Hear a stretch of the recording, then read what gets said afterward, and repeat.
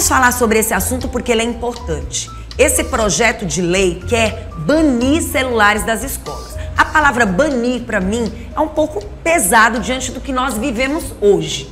Mas aí a gente vai entender por que tudo isso tem chegado na mente ou até mesmo na intenção das pessoas, de forma positiva ou ao mesmo tempo negativa, com pessoas concordando e com outras pessoas não concordando. E eu quero ouvir as informações necessárias, importantes de uma profissional à altura, que é a Andréia Kiss. Né, Andréia? Fique à vontade. Bom dia para você aí de casa.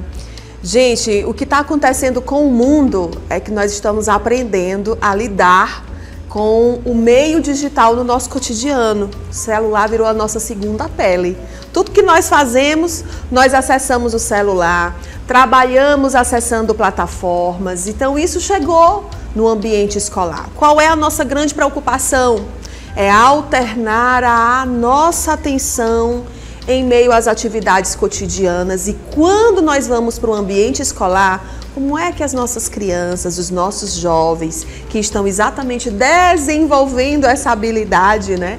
As funções executivas essenciais para a apreensão de saberes em alternância com a utilização do celular para outros fins, né? Porque nós já temos aí a BNCC, que nos preconiza um letramento digital, a transformação através da utilização de plataformas, pesquisas utilizando plataformas, criação de plataformas. Contudo, o que nós estamos vivenciando é que, por exemplo, hoje nós temos dados de cerca de 25% dos países que já têm medidas relacionadas à utilização do celular no ambiente escolar. Lá em 2006, nós temos países que baniram, quando a gente ainda não tinha nem o boom dessa interação real via plataformas, né? Porque os nossos alunos, eles se conectam e conversam entre si pelo celular. Então, qual é a grande problemática? Você imagina, por exemplo, na infância, vamos falar da primeira infância porque nós temos crianças que têm celulares, né? Quando, na verdade, a sugestão é que não tenha. Qual é a necessidade de uma criança ter um celular? Qual é a necessidade da criança ter um tablet, se não for para ancoragem específica? Porque existem necessidades relacionadas a transtornos, relacionadas à neurodivergência, que pede a ancoragem de um aparelho digital. Mas essa ancoragem, quando é realizada com uma criança, ela está sob a tutoria de um par experiente. Essa criança tem o auxílio de um par experiente. Ela não fica na utilização dessa ferramenta de maneira inadvertida. Pelo contrário, ela não utiliza, mas o par experiente promove essa interação, fazendo a devida intervenção. Mas, quando a gente segue e vai para o ensino fundamental maior, vem a dicotomia e daí a polêmica, né? Nossos jovens estão maiores e aí, às vezes, para a gente também, né, conseguir um contato com as nossas crianças, às vezes são pais separados, que quando um filho vai para casa do outro, ele quer entrar em contato, quer saber como é que tá. É a realidade que nós estamos vivendo.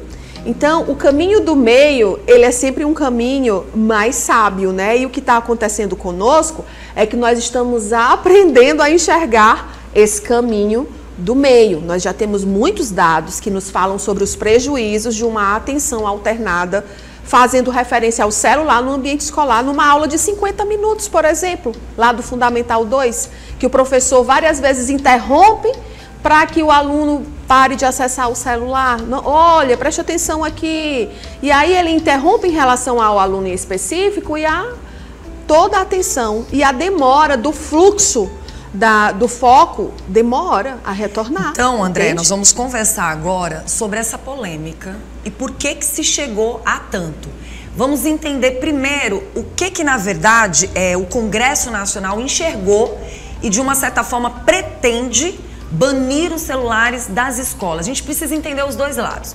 Porque a gente sabe que no mundo que nós estamos vivendo hoje, a gente não pode ser hipócrita e nem a gente pode achar que tudo que vem é para ajudar a população. A gente sabe que quando o negócio começa a pegar do lado de cá, aí se toma uma providência. E aí a gente precisa entender melhor qual é a visão, através desse projeto, banir o celular. qual é a intenção e qual é a visão deles realmente relacionada à saúde dessas crianças? Porque assim, deve ter uns dois lados. Sim, com certeza. O que a gente tem hoje, né? A alternância da atenção entre a aula e o celular, uma crise muito grande de autoimagem, né? O acesso inadvertido a plataformas, inclusive plataformas de jogos que alcançam os nossos jovens. Então, todo esse contexto relacionado ao comportamento, ele desemboca no ambiente escolar. E se as nossas crianças e os nossos jovens, e nós também, porque nós também dividimos a nossa atenção com o celular. Por exemplo, vamos pensar em alguma coisa que nós estávamos a fazer, chegou uma mensagem, nós fomos olhar a mensagem, quando a gente sai ali daquele mundinho da mensagem, o que eu estava fazendo mesmo? Espera bem, deixa eu me lembrar, a gente precisa retomar. Imagina essas retomadas várias vezes no ambiente escolar. Vamos dar uma volta na hora do intervalo e observar cada estudante com um celular na mão, interagindo, falando com outras pessoas que a gente às vezes não sabe quem são, né? Então, assim, isso é uma grande preocupação de todos nós numa fase essencial de desenvolvimento criativo, de desenvolvimento de tomadas de decisão, de desenvolvimento de processos de interação, porque a interação ela é amplamente impactada quando eu estou utilizando a plataforma. Eu já me peguei várias vezes olhando alguma coisa do meu trabalho ou de entretenimento no meu celular, uma pessoa passar por mim e eu só perceber que a pessoa falou quando a pessoa está saindo. Oi, tudo bom? Entende? Eu fico com vergonha, eu sou adulta, né? Eu já penso que eu sei gerenciar isso, só que nós não sabemos, Andréia, nós estamos aprendendo. Verdade. Fora os julgamentos. Exatamente. Porque nós estamos vivendo hoje na nação com muitos julgamentos. Se você é uma pessoa que não responde de imediato, você é extremamente julgado e julgada como uma pessoa irresponsável. Como uma pessoa que, como você não respondeu naquele minuto, você perdeu a oportunidade de estar numa reunião, você perdeu a oportunidade de estar no aniversário, você perdeu a oportunidade de ter um amigo, você perdeu a oportunidade de conseguir algo, como se a tua vida tivesse que ser resolvida naquele instante. Exato. As pessoas estão muito imediatistas. E tudo tem que ser naquele segundo. Se você passou daquele segundo, você é uma pessoa totalmente fora do contexto. E assim, essa sensação de imediatismo e de urgência, ela acomete profundamente os nossos jovens. É diferente, nós estamos aqui refletindo sobre isso, né? Avaliando essa relação. Os nossos jovens, eles não estão avaliando. Chega uma mensagem de um colega na hora da aula, e eles não vou deixar esperando. Eles não têm vivência para suportar essas pressões. Então, para eles, acabou ali. Aí vem a ansiedade, vem a frustração, vem o estresse, vem o de não se aceitar, de achar que naquele grupinho não vai estar, porque eles não têm a vivência que nós temos. Se incomoda a mim e a você, que somos mulheres, que temos vivência, que estamos no dia a dia, imagina um jovem que ainda não viveu quase nada. E aí, qual é o ponto? Retirar de cena em determinada fase do processo de aprendizagem, inclusive na escola, é benéfico para uma faixa etária e para outra faixa etária existem pontos negativos, porque aí nós vamos falar da aprendizagem relacionada ao que os nossos alunos, aos nossos jovens, né, enquanto pessoas, devem ser expostos para aprender a utilizar a tecnologia como ferramenta. Andréia, no seu ponto de vista como uma neuroeducadora, esse projeto tá aí, a gente não sabe como ele vai chegar até as escolas, nem como vai ser essa medida. Mas como neuroeducadora profissional que estuda o assunto, se for para levar celular para a escola, no caso, como deveria ser, a partir de que faixa etária poderia não levar, existe uma comunicação dos pais diretamente com a escola, e relacionado àquelas pessoas que podem levar, como seria o limite desses celulares? Porque até na hora do intervalo é um problema. Sim, a Organização Mundial de Saúde, ela nos preconiza um quantitativo de horas de exposição para cada faixa etária. Sim. A primeira infância, ela não tem necessidade alguma de exposição a telas. Até que idade? A primeira infância até os 6 anos, 7 anos de idade, ela não tem necessidade alguma de exposição a telas. Contudo, no ambiente pedagógico, é necessário que ela seja apresentado a ferramentas que mais tarde, eu estou falando de ferramentas maker, mão na massa, concreta, para que mais tarde ela consiga fazer essa relação com o ambiente virtual, né? Nós temos hoje o letramento digital, que a maioria das escolas já expõe às nossas crianças. Esse letramento digital, ele é uma trilha pedagógica conduzida por um professor. Então a gente pensa assim, se o meu filho já vai ter a exposição com a ferramenta da escola, porque essa ferramenta precisa ser da escola, ele não tem necessidade de levar. E aí a gente vai para o desenvolvimento de recursos, ferramentas, metodologias relacionadas à pesquisa. Os nossos alunos precisam aprender a pesquisar nas ferramentas que nós temos. E hoje a ferramenta digital, né, tudo que ela nos proporciona, ela é de extrema necessidade que seja processo de aprendizagem para os nossos alunos, porque aí nós vamos para a barreira ética. Nós vamos para a barreira comportamental, nós precisamos, enquanto sociedade, aprender a lidar, a nos comportar, a tecer relações no ambiente virtual. Por quê? Porque hoje a Vanusa que está aqui na televisão e que fala com você presencialmente, ela é a mesma pessoa. Quando iniciou esse processo de interação no ambiente virtual, as pessoas pensavam, a maioria, que elas eram avatares lá no ambiente virtual. Então, muito facilmente as pessoas brigam, têm uma certa animosidade no ambiente virtual, perdem mais a vergonha. E destroem imagens. E face to face, elas têm um certo receio de agir como elas agiriam com a barreira do ambiente virtual. E isso se esvaiu. Isso se esvaiu completamente, porque lá no ambiente virtual, a nossa vida sendo híbrida agora, né? Nós tecemos relações aqui e lá no ambiente virtual, a gente precisa ter um comportamento ético. A gente precisa entender, por exemplo, sobre comportamentos que nos trazem, né, o bullying, né, como processo, e acontece demais e acontece de maneira mais profunda. Todas as relações, por exemplo, relações amorosas que são estabelecidas pelo ambiente virtual, elas acontecem de maneira mais intensa. Até na própria escola, a questão do respeito do aluno para com o professor. Exatamente. O professor, depois do celular, por incrível que pareça, essa permissão, que inclusive nem era permitido. Eu me lembro bem que dentro de sala de aula não era permitido. Hoje cada escola tem talvez tecido a sua tenha se regra. Perdido essa linha, né? E aí muita gente usa da forma como quer e muitas vezes nem respeita o professor também. Eu te pergunto, no caso, quais dispositivos, na verdade, podem ser proibidos? Na verdade, o projeto de lei, tem, inclusive o daqui do Piauí, está proibindo o celular,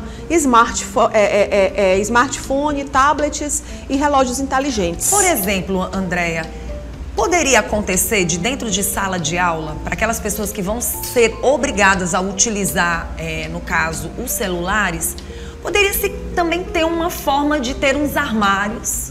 Entrou na sala. Essa é a discussão aqui no Piauí. Pronto, colocaria esses celulares naquele momento. Não leva o celular para a sala de aula, mas a escola vai ser a responsável por ficar com o aparelho e devolver ao aluno ao final da aula ou numa necessidade pedagógica, entende? Isso aí já é um outro ponto, né?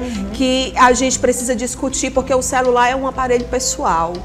Agora, isso pode ser bom porque, assim, de repente você precisa do celular para pedir pro teu pai te buscar, seja lá o que for, ou de repente acontece alguma eventualidade, como o próprio Ed falou, você passa mal, ou passa por alguma situação que você tem que ligar. Mas a escola, ela tem, né, a coordenação, auxiliares de coordenação. Andréia, não funciona assim. Desde quando se criou o celular, a gente sabe que isso foi uma prática que, de uma certa forma, facilitou na vida das pessoas. Por incrível que pareça, você acredita que acontece situações de você ligar para o telefone convencional e não atenderem. A própria secretaria, às vezes, não atende. A coisa tá tão assim porque essa educação tem que acontecer tanto com os alunos como também com os coordenadores, professores, diretores e proprietários de escola. Porque existe telefones convencionais que as pessoas não atendem mais. E isso é uma prática que nós estamos... nova. Exato. Isso é uma prática que nós estamos repensando. Exatamente porque a gente caiu na lagoa, né? E saiu navegando. E agora a gente está pensando nos prejuízos que chegaram, nas relações. O que você citou aí é uma prova de que as nossas relações, elas foram modificadas com a utilização desse aparelho, entende? Então, assim, a gente precisa repensar. Chegamos ao ponto em que os prejuízos estão à mesa e nós precisamos traçar estratégias para isso. Qual a opinião, segundo você, depois desse projeto, relacionado aos profissionais que você conhece que estão no mesmo âmbito que você? Olha, a maioria dos professores, eles têm muita dificuldade. em realizarem uma intervenção em sala de aula exatamente por conta da utilização do celular. Sim. Há escolas que têm regras bem rígidas, há outras que já não têm, porque assim, a gente não tem nenhuma legislação hoje que nos diga, que nos conduza e nos respalde também como fazer.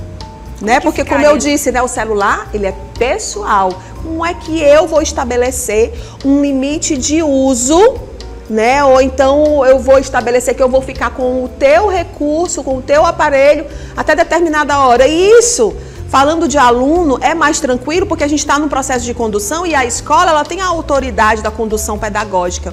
Mas, por exemplo, no ambiente de trabalho, nossos colaboradores, porque hoje é uma grande dificuldade também. Né? As pessoas elas estão o tempo todo por força de trabalho, mas muitas vezes se distraindo na utilização. Nem todo mundo é obrigado a trabalhar com o celular na mão. Exatamente. Todo mundo resolveu ser comunicador. Eu falo muito sobre isso. Todo mundo resolveu ser comunicador, apresentador e tudo. E aí entra a questão da ética. Exato. Porque assim, quando você vai para uma faculdade, a primeira coisa que você aprende quando você está dentro de uma faculdade, gente, sinceramente, tem que ter a ética. A gente sabe que nem todo mundo trabalha com a ética, mas eu particularmente acho que a ética ela é fundamental, inclusive para você lidar. Não importa o que acontece dessa porta do estúdio lá para fora, Vanusa tem que entender que da porta do estúdio aqui para dentro, ela é uma profissional que vai estar falando não só como profissional, mas também tem que ter ética. Então, assim, a minha vida pessoal não cabe à vida profissional que eu tenho aqui. Só que hoje a gente vive numa era digital, onde as pessoas estão nos podcasts, onde as pessoas estão fazendo seus trabalhos, cumprindo lá os seus deveres, mas eticamente falando, elas não sabem nem o que é isso. Sim. Às vezes não sabem o que é isso. Sim. Você já imaginou a Vanusa virar uma neuroeducadora? Simplesmente sem ter passado por nada. Mas então, assim, hoje, né, como a neurociências ela está muito em voga, tem muita gente utilizando a neurociências no currículo. Mas por infelizmente exemplo, né? usando não muitas se vezes de forma irresponsável. Porque o neurocientista, gente, ele está no ambiente acadêmico, ele é um pesquisador, ele não é uma pessoa que fez um curso de 8 horas ou um curso de 2 anos para colocar no currículo e não tem mais nenhuma produção científica. O neurocientista, ele tem produção científica. Agora isso é uma coisa que é uma informação que precisa chegar para todo mundo. E uma informação que precisa chegar, mas uma informação que a gente tem que entender que nem todo mundo está preparado para tudo nessa vida. Eu não estou preparada para a sua profissão nesse exato momento, né? Essa é uma verdade. E aí a gente cai numa reflexão social, né, que é o que tem acontecido com todos nós, né? Essa vida de performance que nos dá a sensação de que nós somos muito bem informados quando a gente recebe uma enxurrada de informação. Temos ali à mão, né, o celular. E muitas mudanças também de informações rapidamente. Por exemplo, as pessoas estão trazendo, toda semana a gente traz advogados para cá. E toda semana a gente percebe que as leis estão sendo mudadas, estão sendo transformadas. E a gente tem observado que essas informações elas estão chegando para as redes sociais, elas não estão chegando para uma conversação. Vamos falar de leis e da utilização do celular. Nós temos a Lei Geral da Proteção dos Dados. E o que nós temos? Acontece um acidente na via que você está passando. O que você faz? Você tira o celular, você filma. A família muitas vezes fica sabendo da situação, vendo a imagem na internet. Então você imagina o impacto disso. E eu já vi até a reprodução disso como notícia, que é algo que, assim, saindo do escopo do julgamento e indo para a reflexão ética, nós precisamos repensar. Por quê? Porque nós estávamos nadando na lagoa, fazendo tudo que achava que estava certo. Não tem domínio. E agora precisamos repensar esses modelos de comportamento. O Pedro tem uma pergunta para te fazer. Bom dia. Esse assunto aí, porque hoje em dia você vê muito pessoal usando o celular para ser blogueiro, né? Você vê muito ser repórter também, tudo que vê por aí quer filmar, quer fazer, às vezes até a mensagem se torna um fake news, né? Sim. Sobre isso eu queria e nós estamos vivenciando, né? Sempre tivemos as fake news, desde o mundo ancestral, nós sempre tivemos as fake news, né? E com a globalização e a utilização do celular, as fake news chegam mais rápido e tudo que é amplamente reproduzido vira uma verdade. As pessoas acreditam. Aí a necessidade de nós exercitarmos a nossa criticidade. E é essa uma preocupação relacionada à utilização do celular por nossos jovens. Por quê? O repertório está empobrecido. a criatividade está em segundo plano, porque tá você tudo imagina, mastigado, né? Sim, na Inglaterra, quando eles baniram a utilização do celular, e isso é um dado recente, o que eles observaram, né? Cerca de 20% do foco atencional daqueles indivíduos que eles, né, acompanharam, inclusive alunos falando sobre o próprio processo de aprendizagem, percebendo a demanda de prejuízo que estava sendo gerada. E todos nós estamos vivendo processos, por exemplo, de ansiedade. Isso tem relação com a nossa vida alternada ao celular, a sensação de urgência. Eu chego em casa e o meu WhatsApp do trabalho me demanda alguma coisa. Então, será que eu estou em casa ou será que eu estou trabalhando? São reflexos relacionados ao mundo odierno que nós estamos vivendo. André, agora vai ser quase um boom. Sim. Porque assim, se a gente for analisar bem, eu pergunto pro próprio Ed, que é fotógrafo, as fotos que você tem hoje, como é que elas estão? Porque o Ed ainda é um profissional que ainda trabalha um pouco a moda antiga, né? Como as pessoas costumam dizer. Por exemplo, hoje, se o celular, enfim, você já imaginou revelar todas as fotos que você tirou até hoje? Não tem como. Você já imaginou? Você já imaginou? Nós somos a geração que filmamos seus filhos, e os momentos que você viveu com seus filhos. Será que eu pergunto para uma mãe que tem um filho de 25 anos, ela tem todas as fotos desde do primeiro ano de idade até os dias de hoje? Vamos analisar quais são as fotos que ela tem. Eu tenho uma colega que ela é jornalista, inclusive. Isso é grave. E ela faz todos os álbuns do menino dela. Eu acho tão lindo.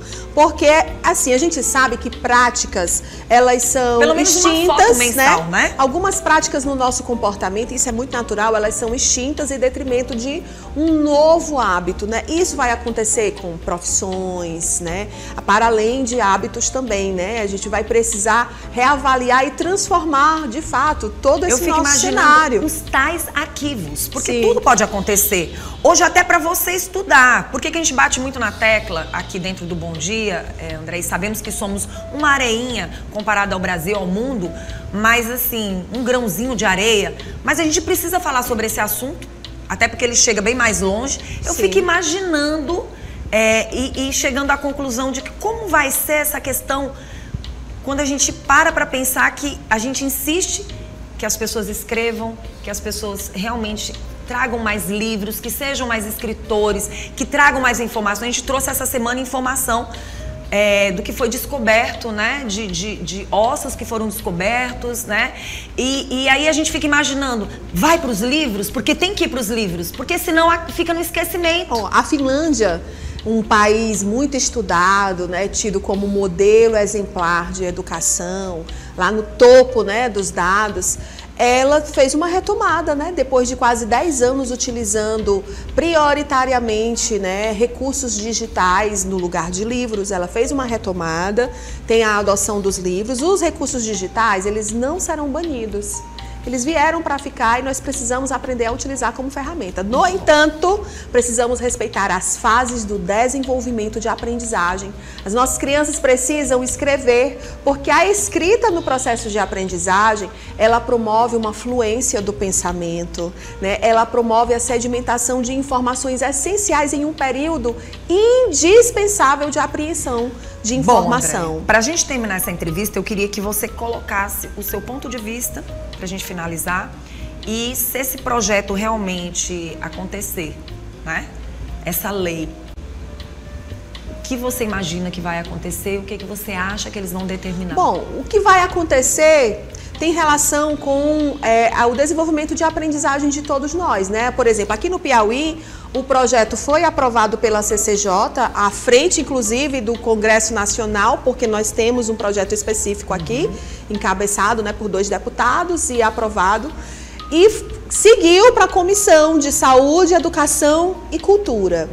Eu penso que toda essa reflexão ela é benéfica para todos nós. Como neuroeducadora, avaliando as evidências que nós temos sobre o desenvolvimento do nosso cérebro, nós precisamos urgentemente segmentar todo o desenvolvimento da aprendizagem relacionada à utilização dos recursos digitais. Por quê? Porque as nossas crianças, elas têm fases específicas de desenvolvimento ali na primeira infância, na qual a gente sabe que um tablet não é necessário, mas a natureza, a interação, para a criança adquirir repertório, é prioritário no processo de desenvolvimento. E quando a gente vai seguindo, né, dentro da trilha da educação básica para os nossos jovens, lá no Fundamental 2 e ensino médio, a gente precisa promover a utilização desses recursos para pesquisa. Precisamos aprender sobre comportamento ético. Contudo, enquanto escola, enquanto famílias também, nós precisamos conduzir as nossas crianças e os nossos jovens a aprenderem a utilizar a ferramenta em nosso favor. Muito bom. Foi maravilhosa essa conversa. Gente, agradeço. a gente imaginava que ia ser uma conversa rápida. Essa conversa é gigantesca, é bem prolongada. A produção já estava ali no pé. Mas eu quero lhe dizer o seguinte, é muito importante. Até mesmo na hora do intervalo. É importante, porque não está existindo interação entre os colegas. O impacto na interação é muito verdade. grande. Não está existindo, porque como você mesmo disse, cada um está ali conversando com pessoas que nem ali estão. E assim, para as famílias também é muito difícil. Eu falo enquanto mãe. Verdade. Eu tenho dois adolescentes, um de 18 e um de 15. É muito difícil a gente convencer essa galera. Verdade. Andréia, quem quiser entrar em contato com você... Pode acessar meu Instagram, andreakiss.neuroedu ou Instituto Córtex Teresina. Gente, são informações valiosíssimas, importantes e precisa da ajuda da sociedade, dos pais, das mães. Todos nós. E outra, a gente tem que abrir o olho para algo muito especial. É que enquanto você está confortável para você... O desconforto não é para agora, é para depois, é para adolescência, é para fase adulta, porque filho é para uma vida toda. Inteira. E quem sofre nessa história? São os pais. São os pais, essa mãezona. E os filhos também. Também, porque eles sofrem, você sofre e fica uma discussão, quem teve culpa, quem não teve culpa, e aí fica todo mundo se culpando.